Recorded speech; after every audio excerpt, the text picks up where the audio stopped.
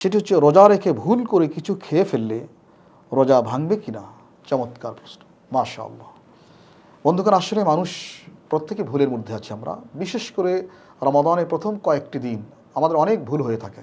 মনে করি রোজা আছে কিনা খেয়াল নাই, কিছু খেয়ে ফেললাম। এমনটা যদি হয় তাহলে কি হবে? রাসূল কারীম আলাইহিস সালাম বলেছেন, কুল্লু বানি আদম খাত্তা।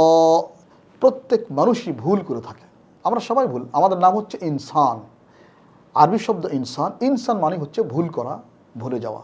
আমরা ভুল করব বলেই আল্লাহ পাক আমাদের নামই রাখছেন ইনসান। ইয়া আইয়ুহাল ইনসান মা গররাকা বিরাব্বিকাল কারীম। আল্লাহ বলছে, হে ইনসান, কে তোমাকে মহান প্রভুর পথ থেকে কে বিচ্যুত করলো? সুতরাং আমাদের নাম হচ্ছে ইনসান, মানেই ভুল করব। তো আমাদের ভুল তো হতেই পারে।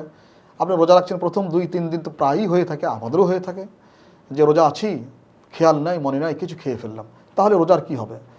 রাসূল কারীম আলাইহিস সালাম বলেছেন, মান আকালা নাসিয়ান ওয়া হুয়া সাইম।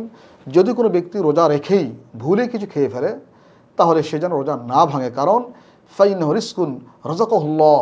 এটা এমন একটা রিজিক, আল্লাহ পাক তাকে খাওয়াইছেন, আল্লাহ পাক তাকে পান করিয়েছেন। সুতরাং ভুলে কিছু খেয়ে ফেললে যখনই মনে হবে তখন তাৎক্ষণিকভাবে খানাটা বন্ধ করতে হবে। যদি মুখে ভাত থাকে, কোনো জিনিস থাকে খাবার, কোনো ফল ফ্রুট থাকে অথবা পানীয় থাকে কিছু, মনে হওয়ার সঙ্গে সঙ্গে এটা ফেলে দিতে হবে। আর এটা গলধকরণ করা যাবে না।